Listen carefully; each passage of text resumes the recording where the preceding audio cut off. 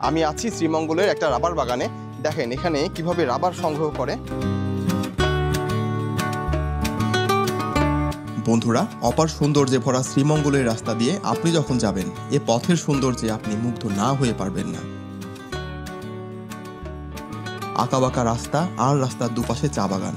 বাংলাদেশে একমাত্র শ্রীমঙ্গলে আসলেই এই দৃশ্য চোখে পড়বে। শ্রীমঙ্গল শহর থেকে কিছু দূর আসলেই দেখতে পাবেন দৃষ্টিনন্দন গ্র্যান্ড সুলতান রিসোর্ট। চা বাগানের মাঝখানে এই রিসোর্টটি একটা দারুণ গন্তব্য। তবে এখানে থাকতে হলে গুনতে হবে মোটা অঙ্কের টাকা। বাংলাদেশে সবচেয়ে বেশি বৃষ্টিপাত হয় শ্রীমঙ্গলে। এখানে প্রায় প্রত্যেক দিনই বৃষ্টি হয়।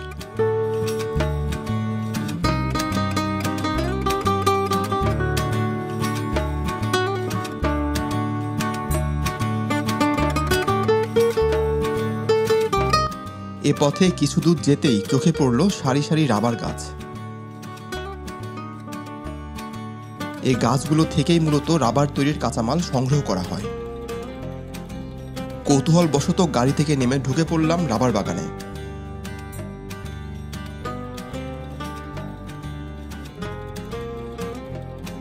সামনে যে গাছটা দেখতে পাচ্ছেন, এখানে এরা গাছের বাকলকে সুন্দরভাবে কেটে ড্রেনের মতো তৈরি করেছে, অনেকটা খেজুর গাছ থেকে রস সংগ্রহ করার মতো।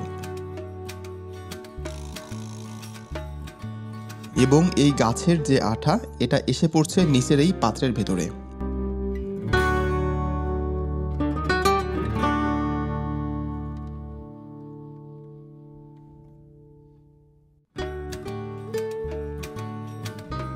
সামনে আরও একটা গাছের দিকে দেখি, এখানেও তারা বাকল কেটে রেখেছে এবং নিচের পাত্রে আঠা সংগ্রহ করছে। এই আঠা সংগ্রহ করার পর তারা কারখানায় নিয়ে গিয়ে বাণিজ্যিকভাবে রাবার তৈরি করে।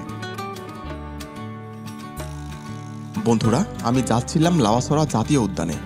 হঠাৎ রাস্তায় এই রাবার গাছগুলো দেখে কৌতূহলবশত ঢুকে পড়ি এবং আপনাদের দেখানোর চেষ্টা করি কিভাবে গাছ থেকে মূলত রাবার তৈরির আঠা সংগ্রহ করে। যদি ভিডিওটি ভালো লাগে, লাইক, কমেন্ট এবং শেয়ার করবেন। আর পরবর্তী ভিডিও দেখতে চ্যানেলটি সাবস্ক্রাইব করে রাখতে পারেন। সবাই ভালো থাকবেন। আল্লাহ হাফেজ।